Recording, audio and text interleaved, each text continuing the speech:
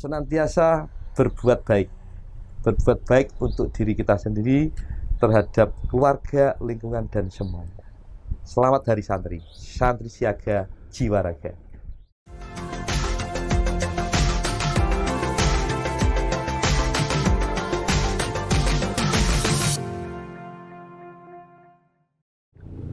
Assalamualaikum warahmatullahi wabarakatuh. Jumpa lagi bersama saya Bang Kumis, kupas masalah dan isu. Para sahabat Bang Kumis, hari ini saya menghadirkan seorang narasumber yang hebat, yaitu beliau adalah anggota DPRD Provinsi Jawa Tengah dari fraksi Partai Golkar, dan beliau juga pernah menjadi anggota DPRD Kabupaten Kudus 2 kali periode berturut-turut. Dan juga masih banyak jabatan lain yang beliau sandang pada hari ini, dan beliau adalah seorang politisi, juga seorang santri, karena beliau ini seorang yang religius. Siapa dia? Di samping saya, yaitu Bapak Haji Mawahib Afkar. Assalamualaikum Gus. Waalaikumsalam warahmatullahi wabarakatuh. Sehat selalu ya? Alhamdulillah. Hari ini sehat Gus ya? Alhamdulillah, ya. Semangat. Saya sudah terbiasa jenengan ngundang Gus, tapi jenengan minta jangan diundang Gus, diundang mintain jenengan ini tak undang Kang Wahib, jadi gitu. Dengan adanya pandemi COVID-19 ini, jenengan aktivitas apa saja yang jenengan lakukan? Bang Kumis, Kang Wahib. Assalamualaikum warahmatullahi wabarakatuh. Waalaikumsalam warahmatullahi wabarakatuh. Bang Kumis lovers ya, saya menyebut. Alhamdulillah tetap sehat, tetap semangat pada sore hari ini. Alhamdulillah saya bisa bersilaturahmi dengan Bang Kumis. Tak lain tak bukan, memang tadi telah disampaikan, mengupas tuntas tentang isu ya.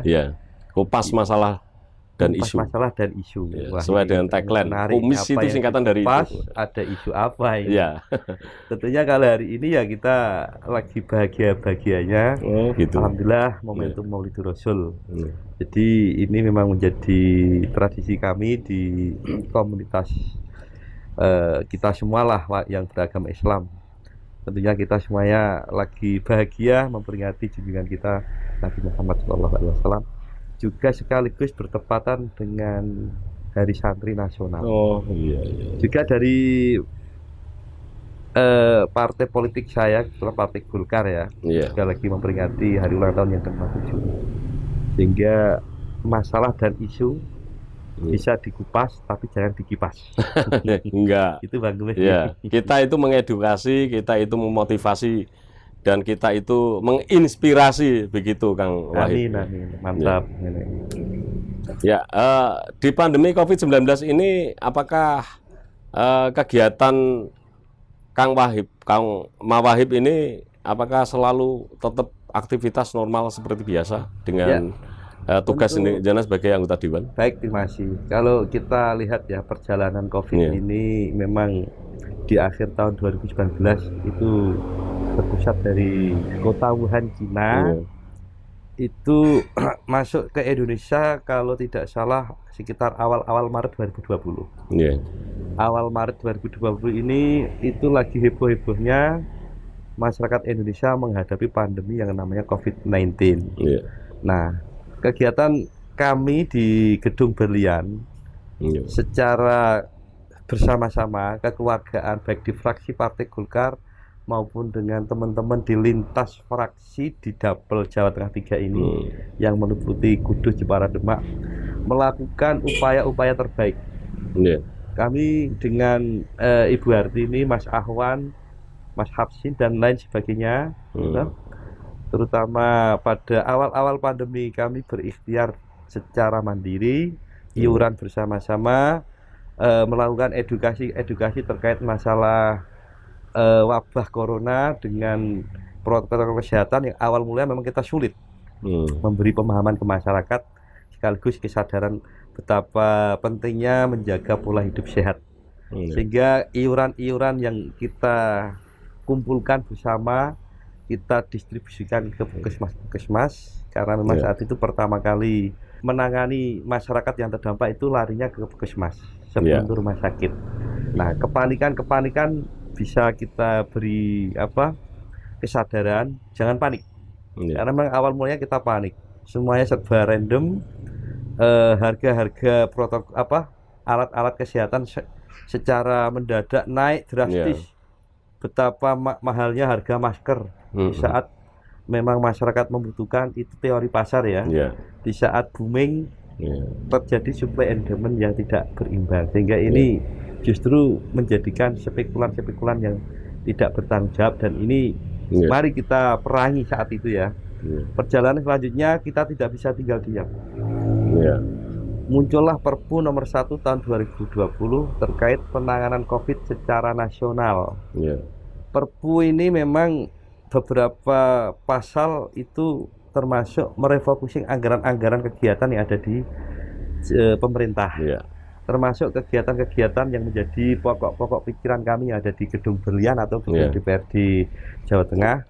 Itu semuanya kita refocusing untuk penanganan COVID, dan ini angka yang tidak sedikit. Sekitar awal di pertengahan tahun 2020 kita dengan pemerintah provinsi merefocusing sekitar 2,1 triliun. Ini angka yang besar ya. Fantastis.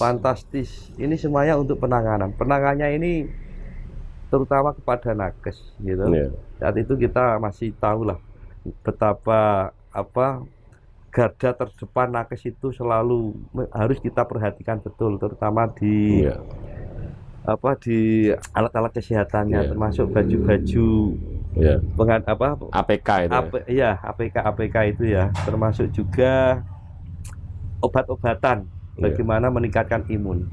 Nah, keswadayaan kami ini memang karena bukan semata karena Perpu, tapi memang ini murni kehadiran kami sebagai wakil rakyat untuk membantu di tengah kesulitan masyarakat. Sampai awal-awal 2021 di sekitar Kudus ya, Jepara dan Demak ada bencana banjir.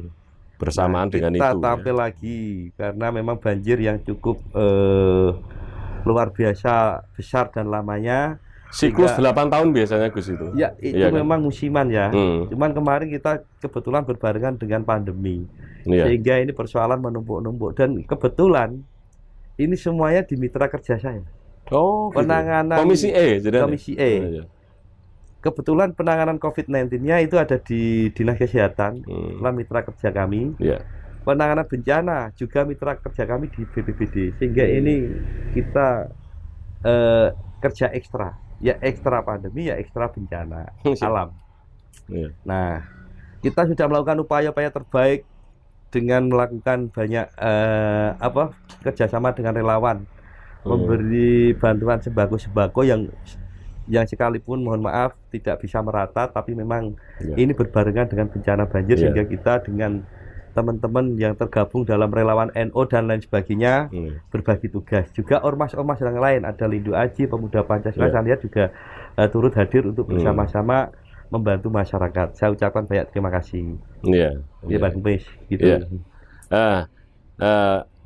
Kang Mauhib, di Jawa Tengah ini kan kemarin kemudian menjadi zona merah ya, tahun bulan awal bulan ya, kayaknya bulan Maret apa, dan termasuk Kudus juga kemarin itu zona merah. Kemudian setelah ditangani dari pihak Kabupaten Kudus dan Jawa Tengah, dalam hal ini adalah Bupati dan Gubernur, dan juga dari Jakarta juga ada Menteri, ada Kapolri, ada kemudian Panglima kan begitu.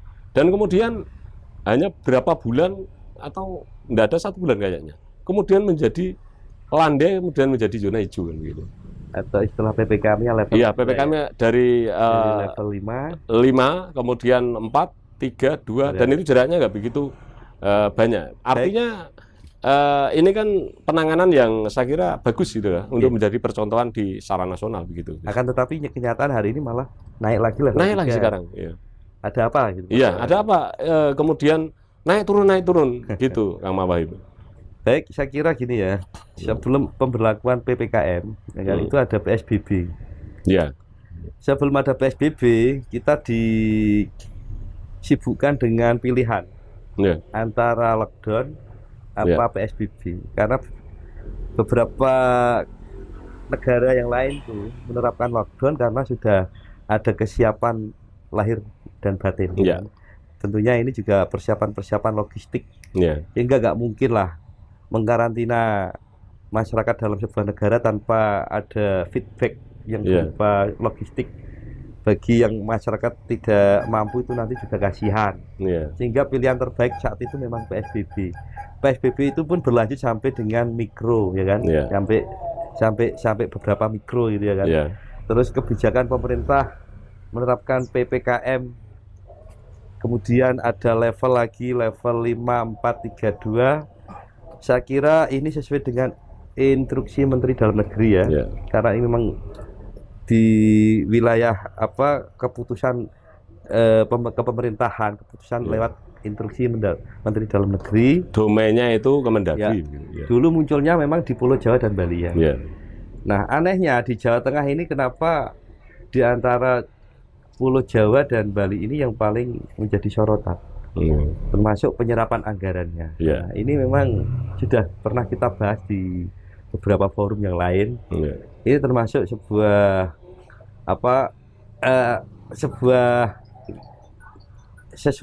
sebuah ironisme tersendiri. Karena memang kenyataannya Jawa Tengah justru kemarin kita kenal tuh justru angka kematian ya kan tertinggi. Juga angka suspek tertinggi. Itu dari indikator apa? BOR atau ketersediaan bed atau tempat tidur pasien yang ada di rumah sakit itu penuh. Istilahnya BOR ya, bed of gitu ya kan. Nah, artinya apa? Penanganan COVID di Jawa Tengah ini sekalipun pada akhir-akhir minggu ini mengalami perbaikan. Satu contoh hari ini Semarang sudah level 1. Padahal Semarang dengan Kudus selalu kejar-kejaran di awal Lebaran kemarin tuh ya. Terus kepada daerah sekitar Kudus ada Demak, ada Jepara, itu juga menjadi klaster merah membara. Menuju klaster merah level 2 pun kemarin kita juga seiring bersama. Hanya saja Kudus pada minggu ini kenaikan dari level 2 ke 3. Ini penyebabnya karena memang kesadaran masyarakat untuk mengikuti vaksinasi sangat minim. Menuju herd immunity itu memang kalau ukurnya sejauh mana penyerapan vaksin di masyarakat. Satu contoh di Salatiga ini sudah 100%. Di Surakarta kemarin kita sudah mengunjungi di Surakarta ya, ketemu dengan Mas Gibran, Mas Wali Kota itu bahkan 100% lebih. Kok bisa lebih? Karena memang di Rumah Sakit Solo itu banyak rumah sakit rujukan di Jawa Tengah, juga ada sebagian dari pasien di Jawa Timur sebelah barat selatan. Sehingga ini yang ikut vaksinasi di Surakarta ini tercatat di Surakarta sehingga muncul angka persentase lebih dari 100%. Kemudian beberapa hari kemudian Brebes yang awalnya level 2 juga naik menjadi level 3. Nah, sayangnya lagi Kudus yang sebetulnya menjadi trending waktu awal-awal Lebaran kemarin itu ternyata kenapa naik ke level 3? Karena memang kita nggak bisa menyalahkan satu sama lain. Ini kembali kepada kesadaran masyarakat itu sendiri.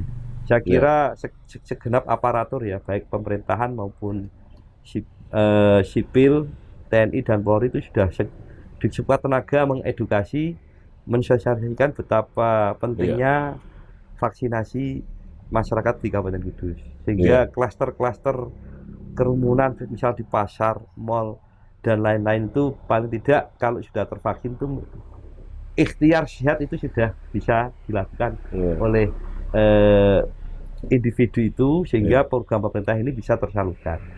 Nah, bagi yang tidak percaya vaksin, kita juga menyaksikan ya masih banyak penolakan karena nggak percaya adanya corona. Itu himbauan kami, ya wis nek ora percaya ya jangan moro-moro apalagi menyebarkan isu yang enggak. Apapun ini sudah menjadi keputusan MUI bahwa vaksin itu sudah halal. Sehingga ikhtiar sehat itu dalam istilah agama manapun menjaga nyawa itu sangat prioritas. Nah, sehingga dalam istilah kemiliteran bahwa kemarin telah disampaikan oleh Pak Kapolri dan Pak Panglima TNI itu bahwa yang namanya menjaga nyawa itu merupakan hukum tertentu. Itu bagus. Ya. Dan juga kemudian di pemerintahan juga yang namanya keselamatan masyarakat itu kan juga hukum tertinggi, ya, kan begitu. Keselamatan berarti kan nyawa ya. Iya. Tetapi memang ironis ketika masyarakat itu kemudian di medsos kemarin itu kita lihat itu kepercayaan berkaitan dengan vaksin, kepercayaan berkaitan dengan COVID-19 ini memang ada yang mempengaruhi, yang orang-orang yang tidak bertanggung jawab bahwa dia tidak percaya bahwa COVID-19 itu memang ada, kemudian vaksin itu dia dapat informasi yang salah, ya. Kan begitu. Nah, cara untuk mengedukasi kemudian agar supaya masyarakat sadar akan itu dan kemudian mau divaksin, karena sekarang ini di Kudus juga mungkin di Jawa Tengah juga untuk vaksinasi itu belum 100%, kan begitu, Kang Mawahib. Mungkin ada beberapa kota mau. Iya, itu. Apa himbauan dari Kang Mawahib berkaitan dengan masyarakat yang masih belum percaya itu? Baik, kesadaran masyarakat itu kan terbagi beberapa hal. Iya. Ada yang memang ingin ikhtiar sehat dengan kemauannya sendiri, bahwa antara percaya dan tidak bahwa semuanya ini memang cobaan dari Allah ya. Iya. Yang namanya manusia itu tidak selamanya sehat, sakit. Apalagi genre penyakit wabah ini kan sejenis influenza ya. Jadi wabahnya sangat pandemik, artinya cepat meluas. Bahwa masyarakat memang motifnya untuk vaksin itu juga masing-masing dengan latar belakang pengusaha yang selama ini tidak begitu antusias kepada program vaksinasi ini, dikarenakan memang harus ada urusan administrasi perdagangan. Misal ketika melakukan belanja di mal-mal gitu, diwajibkan dengan adanya surat keterangan vaksinasi, itu juga berdampak kepada kesadaran. Kesadarannya karena ada faktornya dagang kudu harus sudah vaksin. Bahkan lagi ada lelucon ya, masyarakat yang bervaksinasi itu harus menyertakan fotokopi KTP. Bahkan masyarakat itu sendiri ada yang belum punya KTP, sehingga ngurus KTP. Di dalam kepengurusan KTP pun harus disyarat harus mempunyai surat keterangan sudah vaksin. Nah ini kan membingungkan. Sama dengan telur sama ayamnya mana kan gitu. Ya memang ini semuanya saya kira tinggal bagaimana birokrasi saja, birokrasi yang baik. Artinya pemerintah bisa, pemerintah seterusnya itu memberikan kemudahan. Kalau urusannya ber-KTP itu mungkin karena faktor hilang atau faktor apapun itu bisa diurus.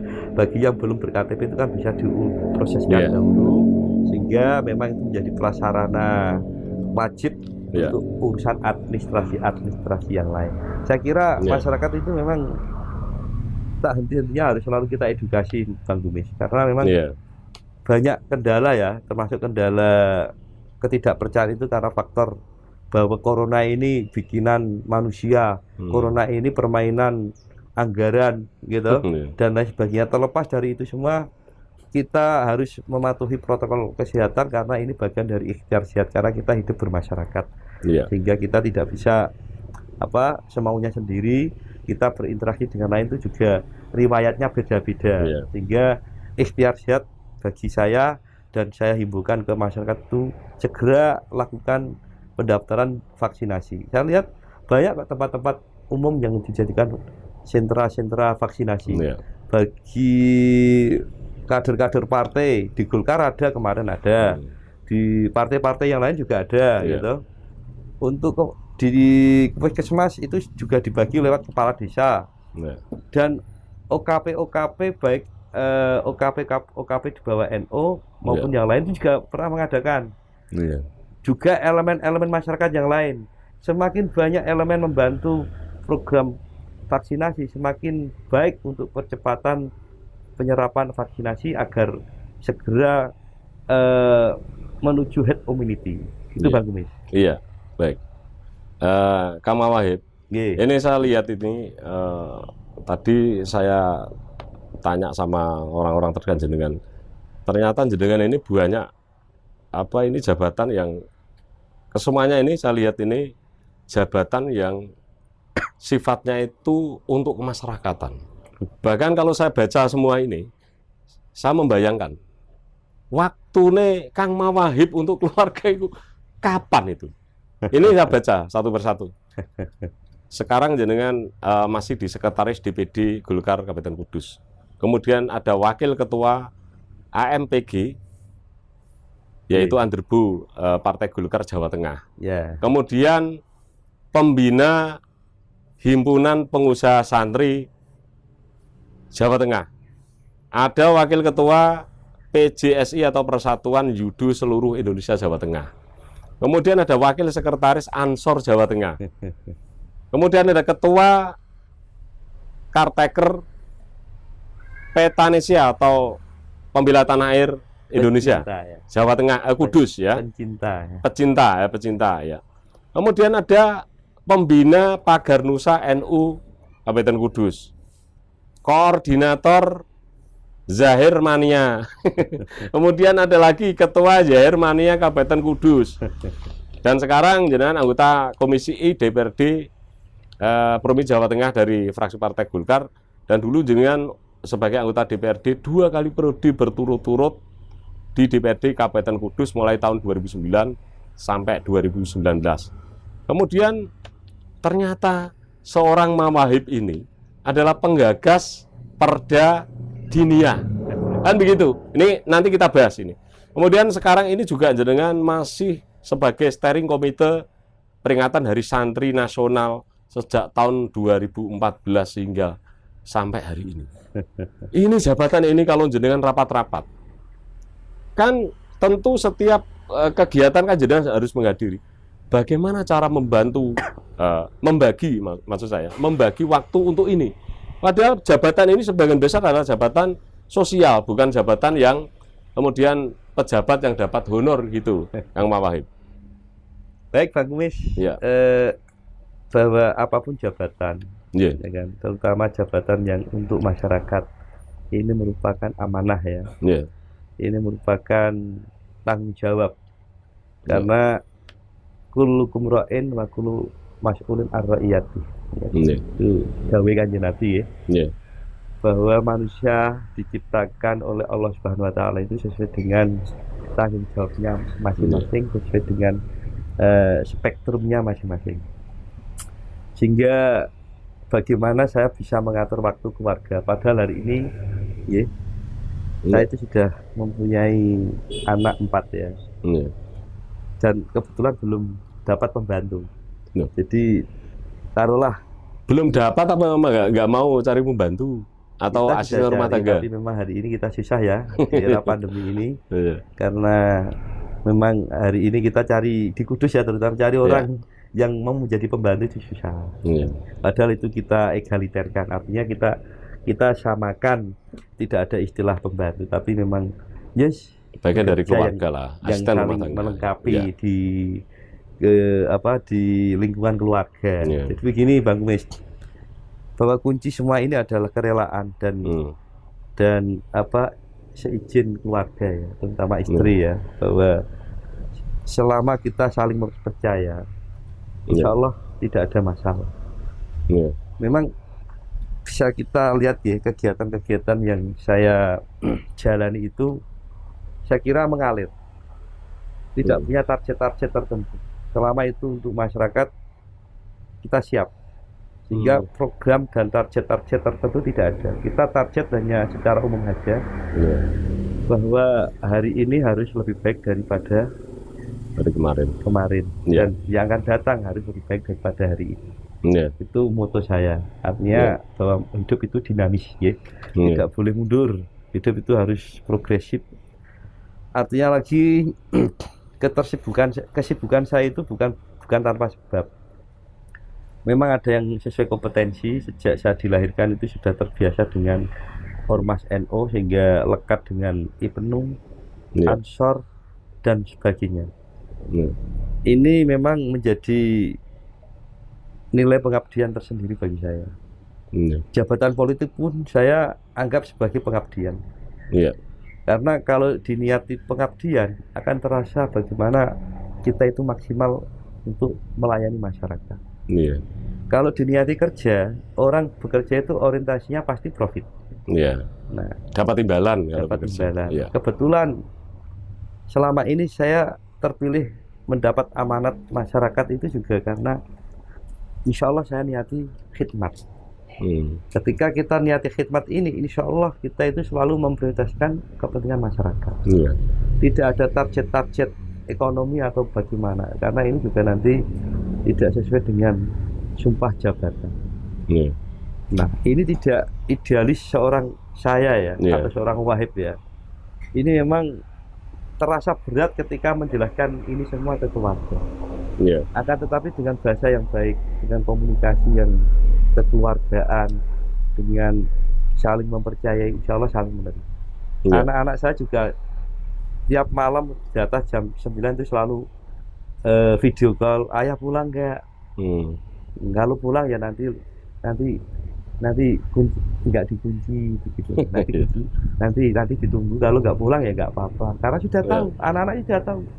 Kadang pulang sampai jam kayak tadi malam ya, saya pulang sampai jam 2:30 habis pengajian maulid di Gemblong Pati sama Habibuddin Az-Zahir itu ya, karena memang acara selesai jam 1, tapi ini acara internal, selama pandemi ini acaranya internal di dalam aula pondok pesantren, karena memang kita harus tetap sholawat apapun dan kapanpun waktunya, kita harus senantiasa tetap sholawat. Jangan sampai alasan pandemi kita tidak sholawat. Yang dimaksud tetap bersolawat itu dalam ruang yang terbatas. Bukan berarti dilarang untuk bersolawat. Harapan kami pandemi ini segera berlalu dan kegiatan masyarakat bisa normal kembali. Gitu. Caranya apa? Mari kita sukseskan vaksin, biar herd immunity, dan kita nanti insya Allah bisa beraktivitas semula sebelum pandemi. Baik. Kang Wahib, karena jenengan tadi bercerita bahwa keluarga jenengan itu tanpa asisten rumah tangga, semua dikerjakan sendiri. Karena tadi saya dibikinkan oleh Bu Wahib, kita minum kopinya. Nanti kita lanjut minum ya. Kalau teman-teman kru ini, sutradara sama kameramen, minumnya air putih saja. Ya, ada kopinya. Silakan. Ada kopinya, silakan diminum ya. Mantap. Bu Wahib kalau bikin nggak pas, nggak manis, nggak pahit, pas. Kemudian Kang Wahib, jenengan ini kan dilahirkan oleh keluarga santri yang notabene bapak jenengan itu adalah seorang pengajar, atau saya sebut kiai lah ya, kiai di desa. Kemudian anak-anaknya juga ternyata itu kan seorang, meskipun panjenengan sebagai seorang politisi Partai Golkar, tapi jenengan ini memang kelihatan religiusnya, ya kan, selalu komunikasi, selalu kumpul itu sama para alim ulama, para kiai, para santri. Tetapi yang menarik begini, Kang Wahib, ini yang ngomong saksi loh, saksi hidup yang pernah itu sekolah dengan jenengan. Jenengan itu ternyata waktu sekolah kecil itu sepeda ontel saja nggak punya. Jadi jenengan itu tiap pagi kalau mau sekolah itu, kalau nggak nunut koncone, bonceng biasanya, ya dulu kan pakai sepeda. Kemudian kadang pakai angkutan kota. Apa betul itu? Loper koran juga pernah. Apa betul itu? Saya nggak percaya loh ini. Tapi ini cerita orang masalahnya gitu. Ya, setiap orang saya kira punya dinamika masing-masing, punya proses ya. Memang yang diceritakan entah siapa yang memberi bocoran ada dia, pokoknya ada lah. Itu saya kira memang faktanya seperti itu. Dan itu tidak menyurutkan semangat kami ya. Dengan keluarga yang lain itu untuk patah semangat, tetap eksis di sekolah, tetap eksis di dunia organisasi. Karena justru dengan adanya keterbatasan ini justru akan menjadi penyemangat. Nah, ini kita balik aja ya. Barangkali kalau yang fasilitasnya ada belum tentu semangat, karena kita anggap ini nilai struggle, nilai kesemangatan kita untuk memperjuangkan bagaimana merubah nasib itu tidak serta-merta dari dari turunan orang tua, dari bejan, tapi semuanya bisa diraih dengan usaha dan ikhtiar. Melalui proses yang meskipun sulit dijalani. Memang benar. Wah, gimana ya? Memang benar ya. Dari kami 8 saudara ini, kebetulan memang saya dengan kakak saya yang di Jakarta itu, wayai usaha orang tua kolab ya. Orang tua saya itu dulu memang selain ngajar itu juga bikin usaha kerupuk, industri rumahan lah. Gitu kan. Kerupuk ketika almarhum bapak saya itu meninggal, tidak ada yang meneruskan. Ibu beralih profesi menjadi penjual nasi pecel. Mungkin bagi alumni MTS Miftahul Thalibin di Mejobo itu paham lah. Penjual nasi pecel? Pecel yang untuk anak-anak sekolah itu? Ya, untuk melayani anak-anak sekolah. Yang satu pucuk kalau dulu itu antara 100-200 rupiah barangkali ya? Dulu itu? Ya karena masih tahun 90-an ya. Jenengan masih saece rong ngece lah. Ya, saece rong ngece. Nah, kita sudah terbiasa bantu orang tua sejak subuh itu, bikin persiapan, bikin pecelnya, bakwannya, ya kan. Kita bagaimana lah saat itu memang kita kan hanya punya satu orang tua yaitu ibu karena bapak sudah meninggal. Terus bagaimana bisa melanjutkan ekonomi keluarga sehingga sebisa mungkin gitu. Kita bagaimana agar ikhtiar sekolah itu bisa terfasilitasi dengan termasuk ya habis sekolah kita loper kurang. Saat itu kita dengan harian sore wawasan ya. Setelah saya sekolah di sekitar menara itu, kita ambil di samping ringin menara itu, ambil barangnya kita edarkan. Ada yang abonemen, ada yang kita jual bebas di jalan-jalan. Nah ini merupakan masa-masa yang indah. Sambil malamnya berorganisasi. Itu usia berapa itu Kang Mama? Ya usia SMP, MTS ya. Artinya kalau SMP itu di kisaran 13-14 tahun ya? 15 tahun. Kalau kita istilahnya 17 tahun itu kan masa-masa SMA ya. Masa-masa indahnya kan 17 tahun biasanya kita kenal ulang tahun yang 17 ya kan? Ini justru banyak disalahgunakan oleh kaula muda itu. Nah kita nggak ada istilah saat itu ulang tahun lah, kita pekerja keras saat itu. Yang penting kita itu bisa berguna untuk diri kita sendiri dan masyarakat. Dengan organisasi penuh ya waktu saya masih kecil itu ya, sehingga gemar organisasi itu sendiri bisa membentuk karakter. Minimal ora betah ketika tengok-tengok. Gitu ya. Ya nopo jadi gaya acara. Nah, yang penting itu berorientasi kemanfaat pada umat. Gitu ya. Itu Bang Gunes. Terkait masalah, ya betul. Memang saya waktu itu memang tidak mempunyai kendaraan, sepeda. Dibelikan sepeda bapak itu sudah cukup lama sehingga sepedanya rusak, tidak bisa saya serviskan. Terus ya seadanya kita nekat nunut di perapatan desa Mejobo itu, ya kan, sedapatnya kita sampai sekolah. Alhamdulillah kalau nggak dapat temen satu alma mater ya kita nunut orang-orang yang kerja di Politron itu.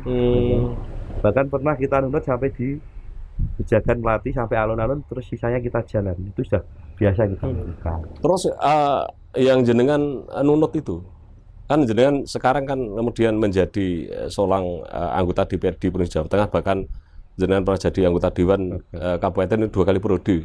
Kemudian secara ekonomi jenengan sudah selesai sekarang ini. Oh iya, betul, saya tambah lagi.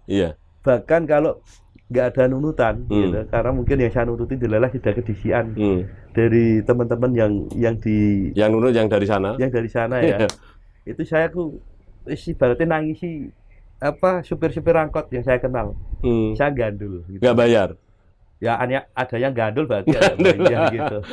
Dan sekarang ini non sewu ya, orang yang jenengan nunuti itu tadi, baik itu sepeda atau angkutan kota yang kemudian jenengan itu gratis nggak bayar.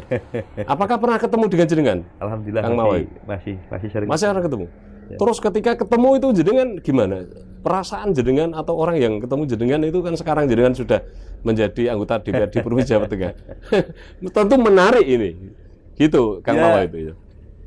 Ya ketika di warung ya ngopi kan rata-rata yang saya kenal itu kan tetangga ya. Ya paling kita ayo ngopi, ayo ngerokok bersama gitu loh. Iya.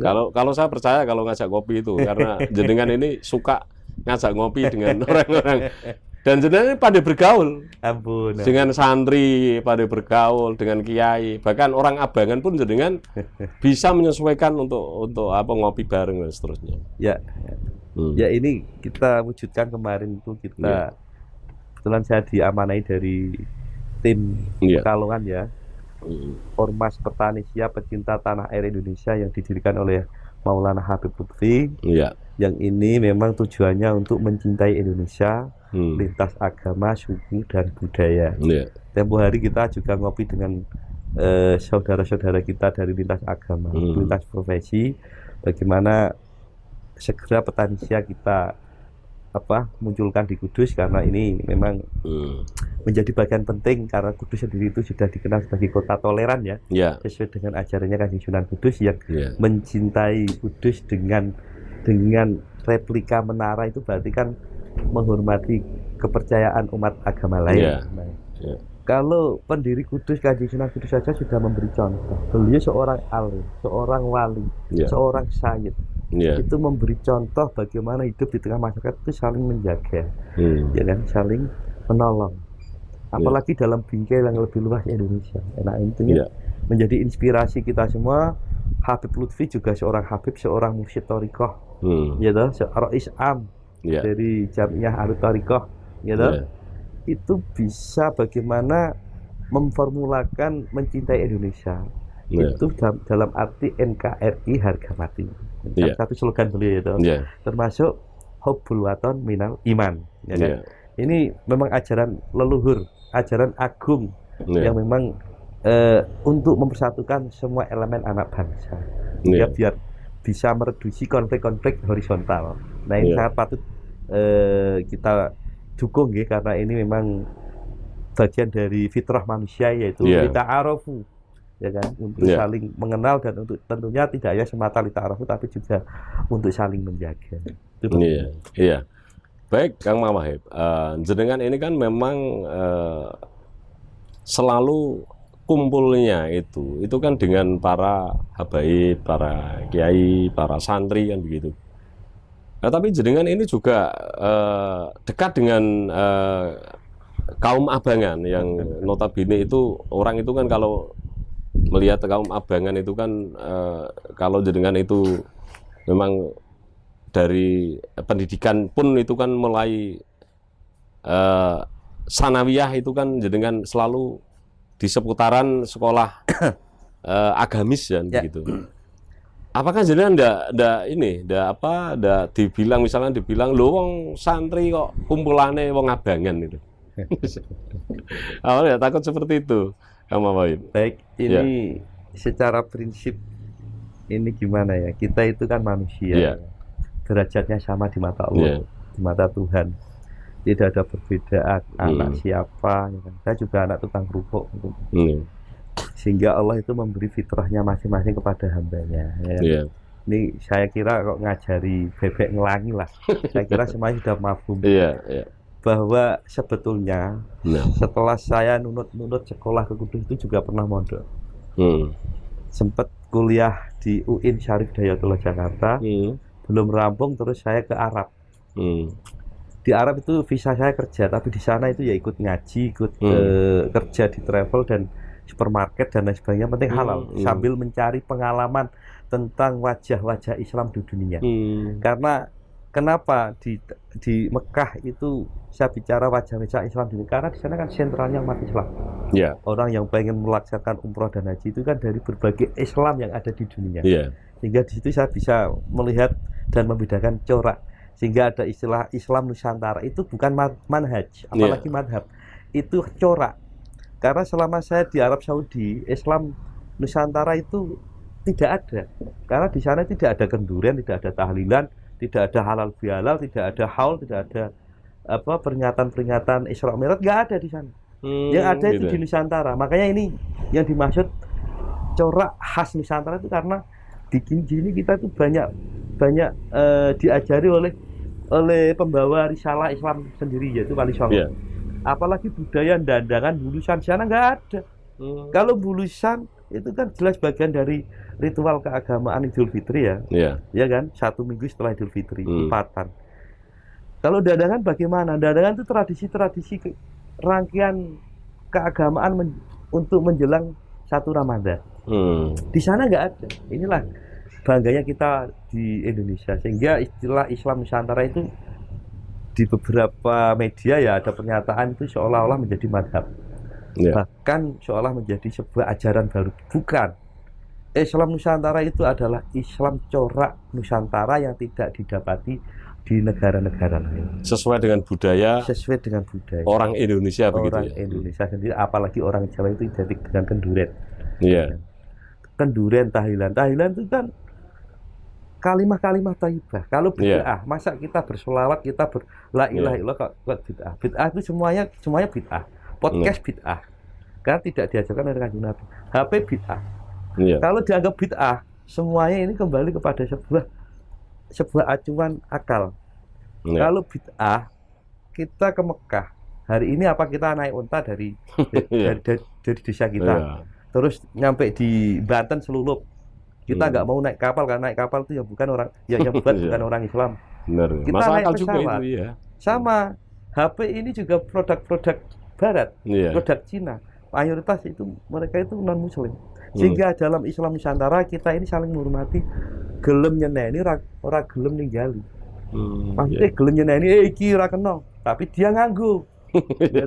Nganggo produk yang di fatwa bid'ah itu sendiri. Nah, ini dengan adanya khas Islam Nusantara ini, kebetulan ini momen Hari Santri ya. Beberapa tahun yang lalu memang kita dengan judulnya masing-masing. Ada istilah santri unggul Indonesia makmur. Hari ini tagline-nya adalah santri tangguh jiwa raga, atau santri apa itu yang sesuai dengan ikon yang dan tagline yang diberikan oleh Kemenak. Nah, ini menjadi kesemangatan bahwa santri itu tidak harus ngaji, tidak harus di pesantren, tidak harus di masjid dan musola. Menjadi santri itu harus mampu mewarnai kehidupan semua manusia. Dia harus menjadi teladan dirinya sendiri, juga kepada lingkungan. Tidak selamanya santri itu harus sarungan. Santri itu sekarang harus bisa mewarnai di dunia teknologi modern, karena harus update dengan perkembangan zaman. Makanya ada istilah ada istilah santri milenial. Dakwah itu sekarang kan melebar ya sesuai dengan kecanggihan teknologi. Sekarang lagi maraknya YouTube. Gus Bahak sekarang banyak live streamingnya, juga banyak efektivitasnya lewat YouTube. Nah, beliau pernah dawuh, apakah ngaji dengan YouTube itu tidak mengurangi keafdolan. Selama itu demi kebaikan, baik boleh. Itu kan sesuai, hanya persoalan dinamika dan perkembangan zaman. Gitu. Ada yang mengatakan ngaji di YouTube nggak boleh, dilihat dulu ngajinya. Kalau ngaji secara umum, saya kira baik. Ngaji secara umum berarti apa? Mau itu hasanahnya. Tapi seperangkatnya nggak bisa misal kita seperangkat tentang syariat, tentang alat ilmu nahwu, ilmu syaraf, itu nggak bisa dipelajari di sosial media. Pelajarannya itu langsung kepada kiai. Karena bisa dipalsukan ketika tidak langsung kiai kan begitu. Ini terjadi pendangkalan nanti ya kan. Nanti orang akan terjebak pada teks-teks ayat semata. Makanya pentingnya ilmu agama secara basic. Nah, ini juga kita lihat beberapa akhir ini pernah kita lihat adanya berita-berita hoax kayak gitu ya. Nah, ini sangat tidak baik. Maka gunakan sosmed secara baik. Ketika mendapat postingan sosmed itu ya harus kita klarifikasi dulu. Memang itu betul-betul baik, apa justru akan menimbulkan pro kontra yang akan menjadi keresahan di masyarakat.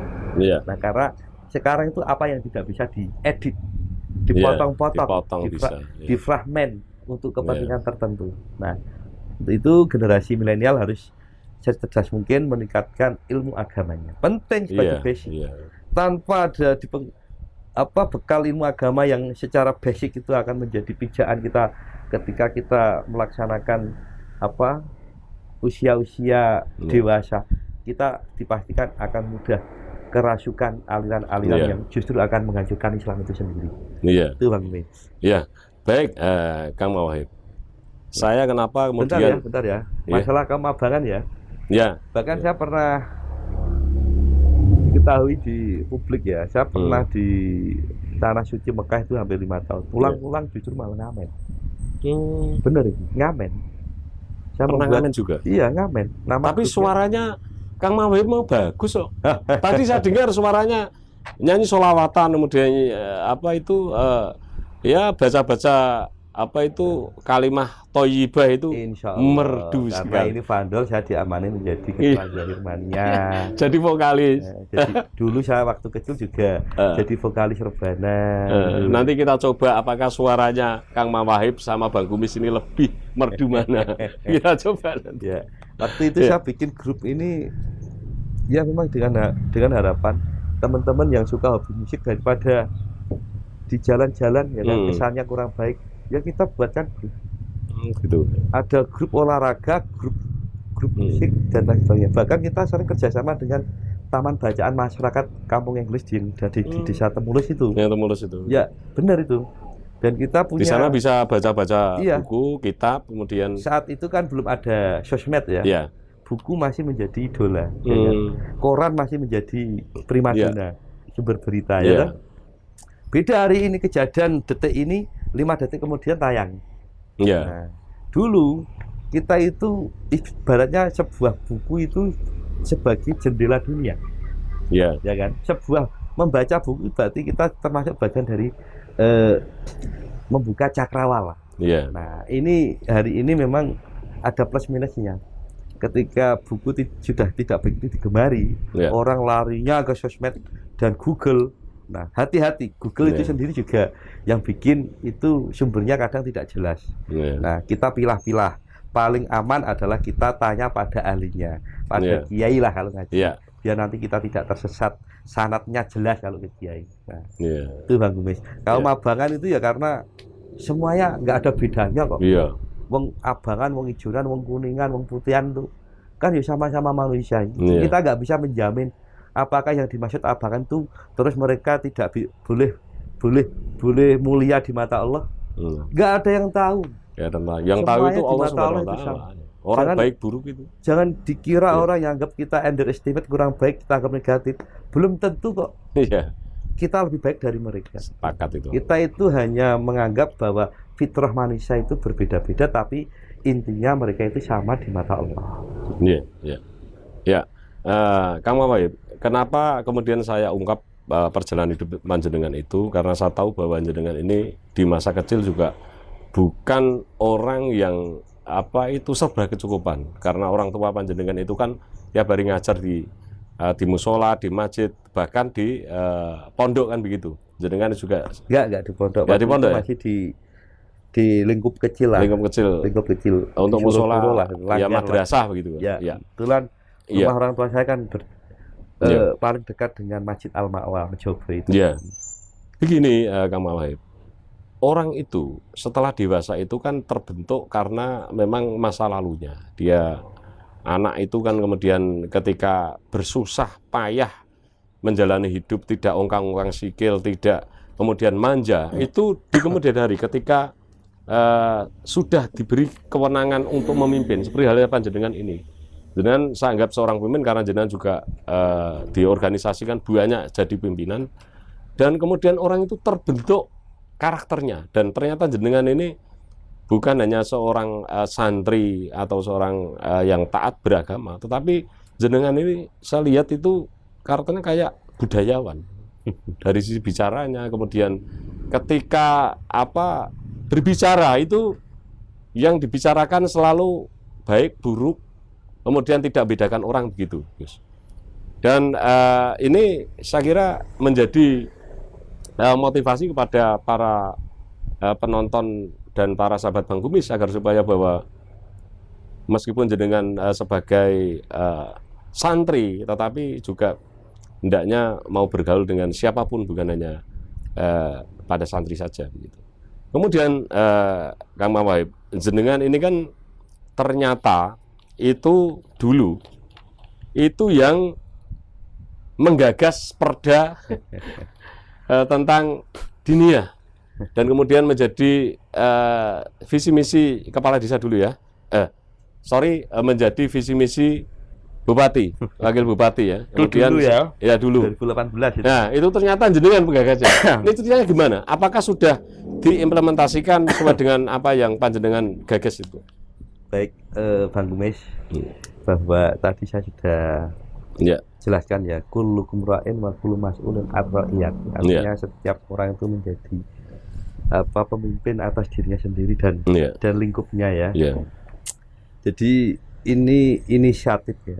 Perda itu muncul inisiatif, dan saya kira perda ini pertama kali yang menginisiasi itu sebelumnya belum ada.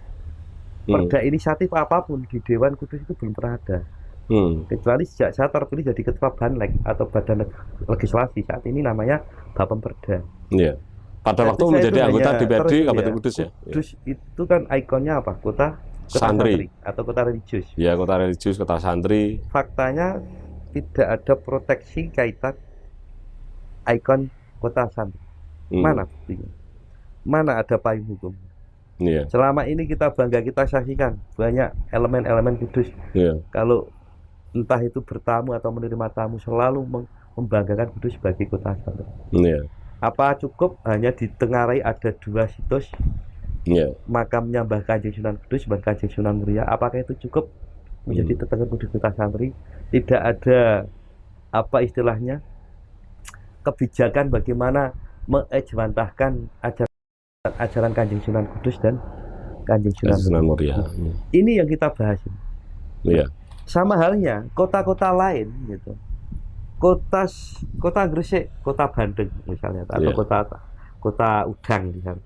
Kota Demak, ya, kota Wali dan kota Blimbing. Nah, semuanya mempunyai ikon. Sedangkan Kudus yang digembar-gemburkan menjadi ikon kota Wali, belum pernah ada proteksi terkait masalah itu. Juga lagi di Kudus dikenal sebagai kota kretek. Yang menjadi pertanyaan kita adalah, sudahkah mempunyai proteksi terkait kretek Kudus? Karena memang faktanya penemu kretek adalah Pak Haji Jamahjari, Pak Haji Jamahari Kudus. Gitu. Belum ada. Kita bangga dengan Kudus kota kretek, tapi nggak ada proteksi. Mana? Belum ada kan? Iya, belum. Ini kita oke lah, secara regulasi belum ada, tapi kita kan bicara heritage. Heritage tentang Kudus kota kretek ini jangan sampai nanti diklaim oleh kota-kota lain. Kota Jenang juga. Apa ini nanti kalah dengan Garut? Karena Garut itu istilahnya bukan Jenang, dodol.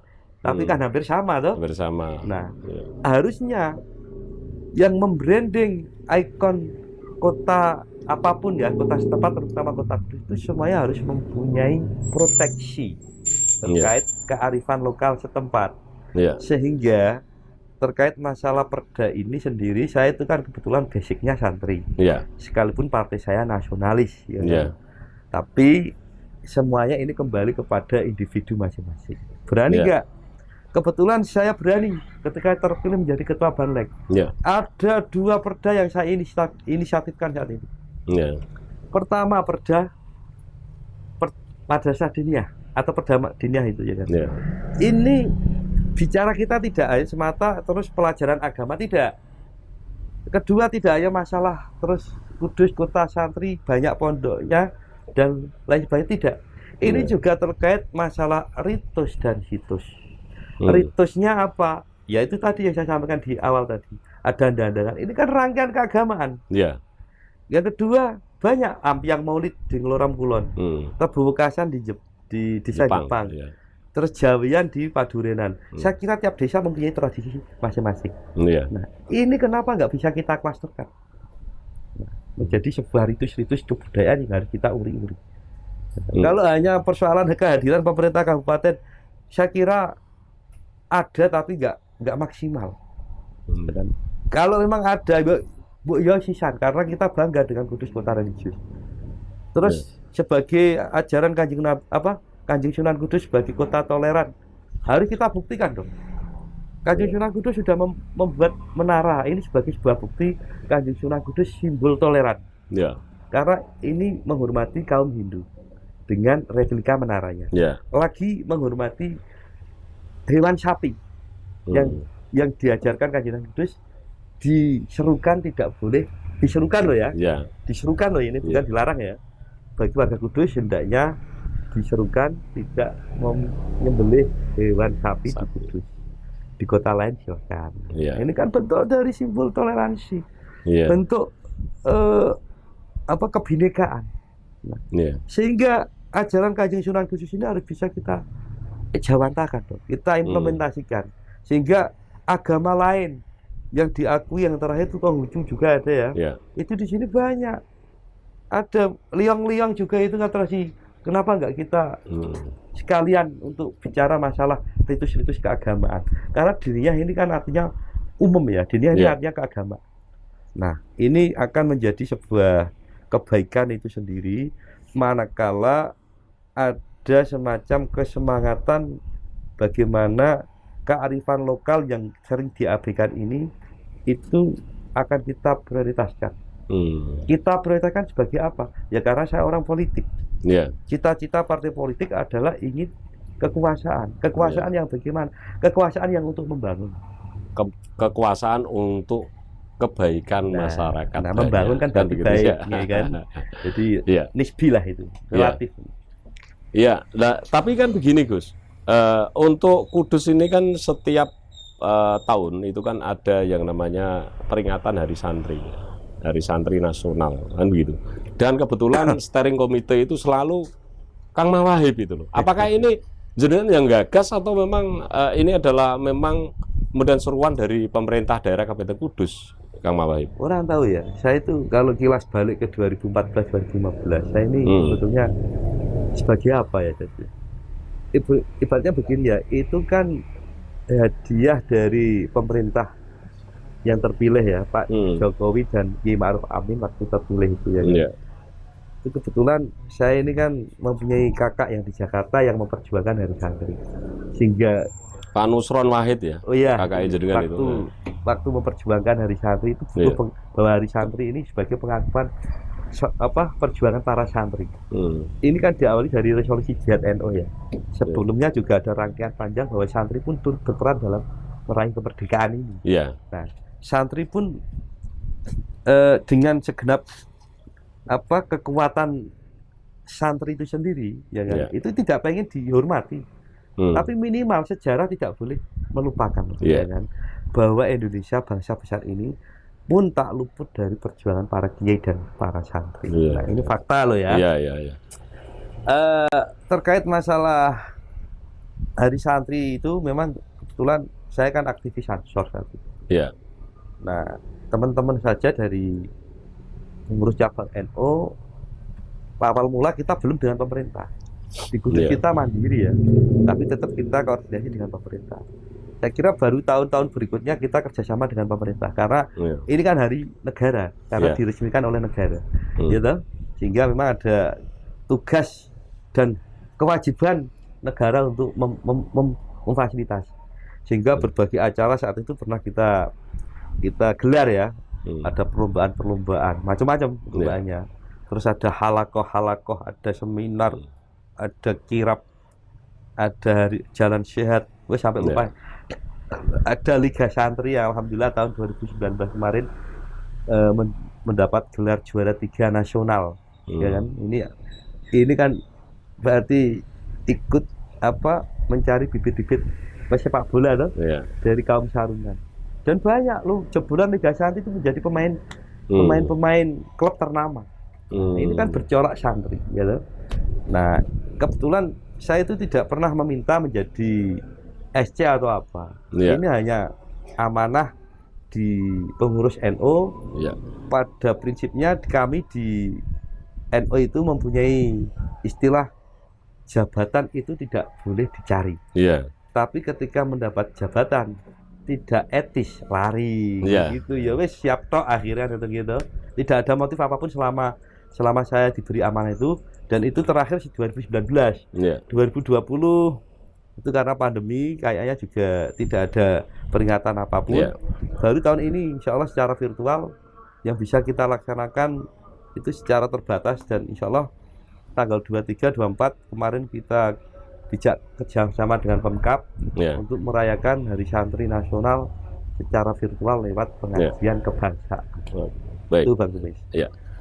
Kang Mawahib, jenengan sebagai anggota DPRD Provinsi Jawa Tengah dari fraksi Partai Golkar, sekarang ini yang baru berjalan 2 tahun ya, karena dulu jenengan itu kan sebagai anggota DPRD Kabupaten Kudus 2 kali periode berturut-turut.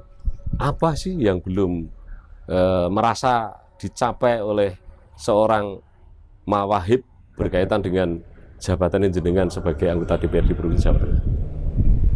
Ya banyak lah Bang, yang belum bisa dicapai. Saya kira bukan hanya saya saja, yang lain juga. Cuman kita realistis, jabatan kita di sini kan hanya legislatif. Jabatan legislatif itu kan tupoksinya hanya 3. Budgeting, anggaran, controlling, pengawasan, dan legislating. Apa itu? Undang-undang, perundang-undang. Ya, peraturan. Undang-undang. Tidak ada pelaksanaan. Eksekusi di eksekutif itu di eksekutif. Kalau masalah harapan, ya kan, bukan capaian tapi harapan. Harapan teman-teman legislatif itu simple, Yang penting bisa memperjuangkan konstituen secara khusus dan masyarakat secara umum. Konstituen kan berarti terbatas masalah pendukung ya. Kalau sudah terpilih ya kita nggak usah menganggap konstituen lagi, anggaplah itu yang kita wakili, baik yang mendukung maupun yang tidak mendukung. Begitu.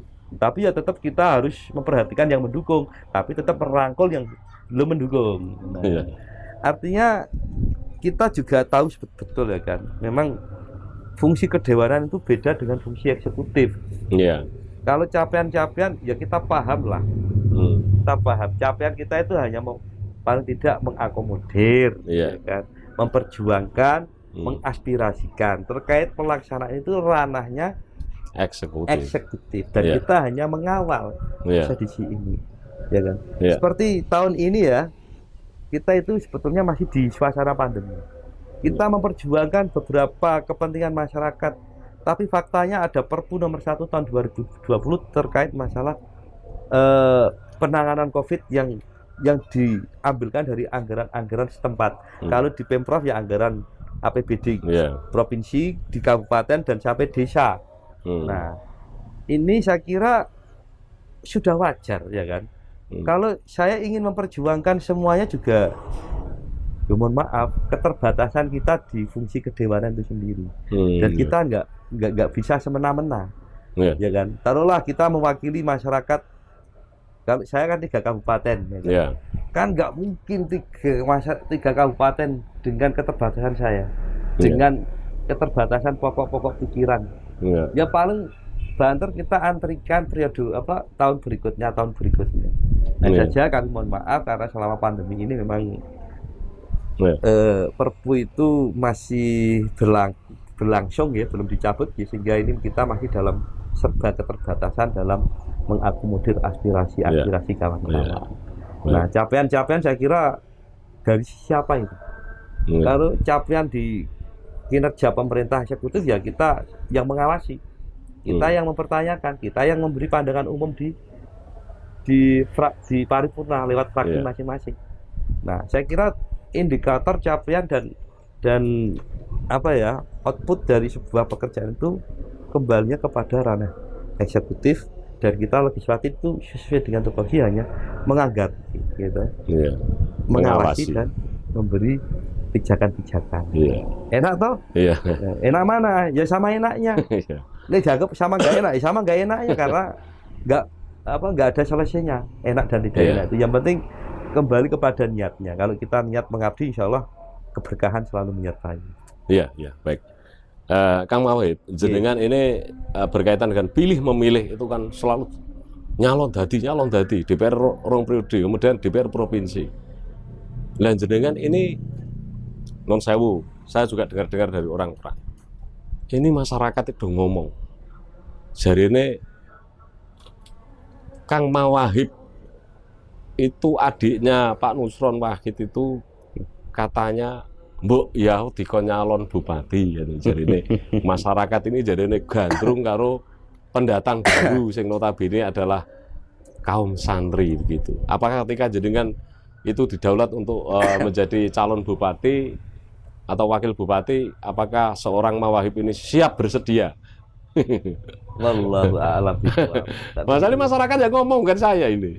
Ya, makanya saya menjawabnya bukan karena saya juga punya Tuhan, punya Allah, wallahu a'lam bishawab, kayak gitu ya. Punya Allah yang paling tahu lah gitu ya.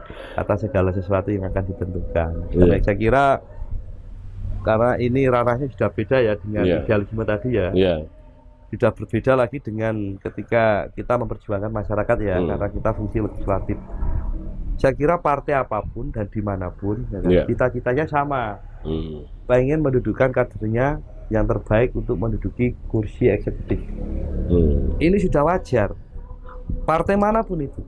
Iya, karena politik, yang namanya orang berpartai politik itu kan meraih kekuasaan secara konstitusi, tujuannya seperti itu. Betul. Tapi kekuasaan untuk kemaslahatan masyarakat banyak begitu. Kalau saya istilahnya membangun, kan di bawah kalimat membangun itu kan insya Allah selalu positif ya.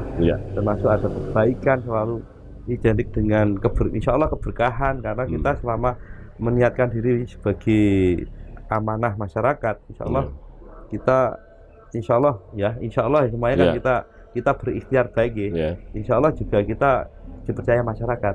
Buktinya apa? Alhamdulillah saya 2 kali terpilih di Dapil Jati Kota ya, di kabupaten. Padahal saya asli Jombang. Setelah lagi 2018 kemarin yang saya diramaikan masuk bursa wakil bupati. Ya karena memang kehendak Allah mengatakan lain ya. Saya di DPRD Jawa Tengah. Dan ini dinamika, kita menikmati ini. Saya tidak pernah punya cita mulu-mulu. Kita wajar lah, artinya mengalir dulu kan gitu ya. Yang penting kita tetap berkarya dan berkhidmat untuk masyarakat. Persoalan apa yang menjadi ramainya opini masyarakat, saya kira sah-sah saja masyarakat ya beropini ya, karena mungkin saya 2 periode di kabupaten. Mungkin saya yang diasumsikan panjenengan dan teman-teman ada hari santri dan lain-lain. Ini nanti saya khawatir pencitraan. Padahal ini kan kebutuhan saya sebelum saya di Dewan. Memang saya dari dulu ya memang aktif di NU. Saya di Dewan ini kan memang lewat Partai Golkar sebagai sarana untuk apa? Untuk pengabdian lewat partai kan. Pengabdian umat lewat partai. Ibaratnya motor kan. Itu kan ada Suzuki, ada Yamaha, ada. Cuman saya menaiki motor yang saya sukai. Gitu. Saya kendaraannya warnanya kuning karena saya menyukai kuning. Ya kan? Apa harus tidak boleh mewakili kaum sarungan? Ya boleh sekali. Ya kan. Itu kan juga tergantung bagaimana kita itu berperan aktif dan memberi kontribusi ke masyarakat gitu, secara baik dan sehat. Kadang orang memberi kontribusi tapi banyak yang tidak baik, apalagi yang tidak sehat. Ya ini kasihan masyarakat yang dibantu lah. Saya kira jangan paham. Sebagai kader partai ya tentunya ini siapapun lah, tidak harus saya. Pengurus partai yang lain juga mempunyai peluang yang sama. Selama itu mendapat rekom dari partai. Nah, kalau saya pribadi persoalan siap dan tidak siap itu tergantung partai dan keluarga. Oh gitu ya. Dan ini tidak hanya saya. Di kami di Golkar banyak stok kader. Ada ibu ketua, ada yang lain. Dan semuanya ini berpotensi. Persoalan saya ini nanti subjektif. Ya kan? Diibaratkan nanti kayak kan kita paham ya, kita tahu branding kecap itu kan nomor 1 semua. Saya nggak mau lah seperti itu. Saya mengalir aja ya kan. Dinamika masyarakat seperti apa ya, kita harus tetap anfa'hum linas atau saling memberi manfaat ke yang lain. Gitu ya. Ini jawaban Kang Mawahib sudah jelas. Artinya ketika partai kemudian merekomendasi untuk nyalon ya istilahnya jenengan itu sebagai kader siap kan begitu. Ya siapapun. Iya, kan siapapun, bukan hanya jenengan, siapapun ketika sebagai kader partai tentu siap untuk dicalonkan apapun termasuk. Karena perangkatnya nggak bisa berdiri sendiri. Berdiri dengan yang lain juga. Iya. Kang Mawahib, ternyata kita nggak sadar, ternyata wawancara ini sudah berlangsung 1 jam lebih ternyata. Sebenarnya kepingin sekali saya wawancara sampai lama, dan nanti saya minta waktunya juga nanti kapan-kapan juga kita akan wawancara lagi karena jenengan ini wakil rakyat tentu harus tahu pertanggungjawaban panjenengan untuk masyarakat.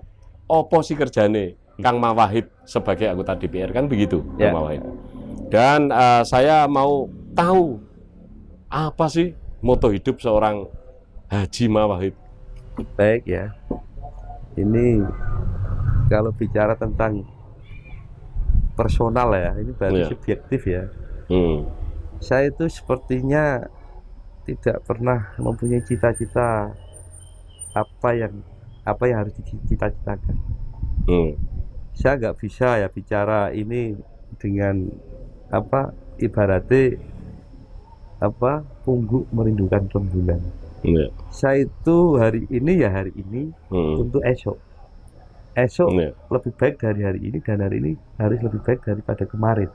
Itu ya. Target kita itu, karena saya latar belakangnya kan memang insya Allah santri ya. Iya, memang santri ya kan. Semua orang tahu lah kalau itu. Anfa'hum linnas, khairun nasi anfa'hum. Sebaiknya manusia adalah yang saling memberi manfaat satu sama lain. Bukan saling memakan, bukan saling menciderai, bukan saling menjatuhkan. Yang kita saksikan politik itu sudah kotor, tapi jangan kita kotori. Mari kita buat politik ini secara indah sebagai wahana silaturahim dan membangun untuk masyarakat. Tidak selamanya politik itu kejam, kata Iwan Fals itu. Tidak memang. Iya kan? Kan kata sebagai Iwan Fals itu kan. Politik ibarat peso. Kalau yang pegang orang baik ya bermanfaat untuk ngupas Lombok. Kalau orang jahat ya untuk membunuh orang, dan itu udah bermanfaat. Kalau saya mengibaratkan seperti air. Dibuat minum secukupnya itu menyehatkan. Tapi kalau berlebihan ya nanti masuk rumah sakit. Begitu. Semuanya itu ini tergantung kitanya. Alat semuanya sebagai alat. Alat untuk membangun alat untuk menikam. Gitu. Sepakat itu. Persoalan target lain-lain saya kira hanya Allah yang paling tahu. Kita ikhtiar ya kan. Sehingga misal nanti target ke depan begini begitu, itu tak lepas dari kehendak Allah. Kalau sudah atas kehendak Allah, kita sebagai manusia tentunya hanya berusaha sebisa mungkin amanah. Baik. Amanah dari amanat masyarakat. Nah ini saya kira kita paham lah ya kan. Yang dicari apa sih kehidupan ini? Yang penting ridhonya Allah. Semua ini dia akan dibawa mati loh. Betul sekali. Semuanya manusia ini kan akan mempertanggungjawabkan segala sesuatunya bagi yang iman. Sehingga apa yang jenengan sampaikan tadi bahwa saya menjadi anggota legislatif sudah 2 periode di Kabupaten Kalimantan Tengah. Ini pun sama, tidak terus langsung terkesan enak, tidak. Justru pertanggungjawaban nanti saya di akhirat juga sangat besar. Ya toh? Sesuai dengan kapasitasnya masing-masing. Untuk itu kepada semua penggemar Bang Kumis saya sebagai manusia biasa juga mohon maaf ya kan bila dalam capaian-capaian kepada masyarakat Kudus tentunya belum maksimal karena memang ini dibarengi era pandemi. Tapi tentunya kita semuanya tetap ikhtiar sehat dan tetap semangat gitu Bang Kumis. Baik, Kang Mawahid. Ini yang terakhir karena kita sudah wawancara 1 jam seperempat lebih ini. Saya minta closing statement seorang Haji Mawahid. Monggo. Ini kameranya. Karena ini masih momentum banyak momentum ini. Masih dalam suasana sukacita atas kelahiran Rasulullah SAW. Tentunya kita sebagai umat Nabi Muhammad senantiasa menteladani uswatun hasanah Kanjeng Nabi. Tentunya dalam berperilaku itu senantiasa mengedepankan akhlakul karimah. Semoga kita kelak semuanya mendapatkan syafaatnya. Amin Allahumma amin. Kedua, kebetulan ada momentum Hari Santri dengan tagline santri siaga jiwa dan raga. Tentunya santri sekarang itu harus bisa tampil di semua lini. Pengabdian santri tidak hanya di pesantren, tidak hanya di musola, tidak hanya di masjid, tidak hanya di madrasah. Peran santri harus ada di mana-mana dan tidak kemana-mana. Tentunya santri unggul Indonesia makmur. Juga kepada seluruh penggemar Bang Kumis ya, memang beberapa tahun ini ya, sejak 2020 kita disibukkan dengan wabah COVID-19. Ini semuanya semata cobaan Allah Subhanahu wa Ta'ala, sehingga kita harus bisa melalui cobaan ini. Banyak hikmah.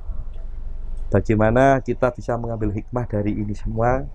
Kita bisa memaknai bahwa di balik wabah ini pasti ada hikmah.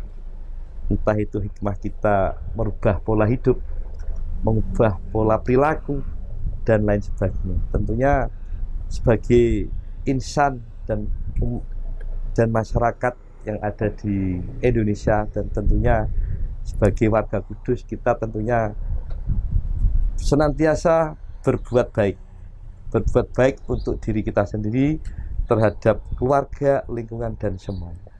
Selamat Hari Santri, santri siaga jiwa raga. Assalamualaikum warahmatullahi wabarakatuh. Waalaikumsalam warahmatullahi wabarakatuh. Matur suwun Kang Mawahib, jenengan kersa sawawancarai, jenengan dengan kesibukan yang jenengan tadi punya tanggung jawab untuk organisasi kemasyarakatan, tapi jenengan meluangkan waktu untuk bisa sawawancarai. Semoga sekeluarga Kang Mawahib diberi kesehatan dan diberi rezeki yang berlimpah dan barokah, dan dijauhkan dari segala fitnah. Dan apa yang menjadi cita-cita Kang Mawahib semoga dikabulkan oleh Allah Subhanahu wa Ta'ala, termasuk apabila nanti didaulat menjadi calon Bupati Kudus, semoga menjadi bupati yang amanah. Kalau yang terakhir mengalir. Mengalir gitu. Ini doa saya, doa channel Bagumis Kang Mawahib. Masih gitu. Ada proses lah, artinya tidak bisa berdiri sendiri, ya kan, karena kami semua di internal partai dan keluarga itu mendahulukan asas mufakat dari sebuah keluarga untuk musyawarah gitu. Tapi tentunya demi masyarakat, atas dasar prinsip tadi, jabatan tidak bisa dicari, tapi kalau mendapat jabatan tidak bisa lari gitu. Baik. Ya, sekali lagi terima kasih Kang Mawahib atas waktunya untuk saya wawancarai. Para sahabat Bagumis, demikian tadi wawancara dengan salah satu tokoh, yaitu Haji Mawahib Afkah. Beliau adalah anggota DPRD Provinsi Jawa Tengah dari fraksi Partai Golkar. Saya berpesan kepada semua para sahabat channel Bagumis, hendaknya hidup ini selalu bisa bermanfaat untuk orang lain. Dan pesan Bagumis, calon orang gagal cenderung fokus pada kekurangan. Tetapi orang calon sukses, dia fokus pada kelebihannya. Saya Bagumis, terima kasih. Sampai ketemu lagi. Wassalamualaikum warahmatullahi wabarakatuh. Salam sehat.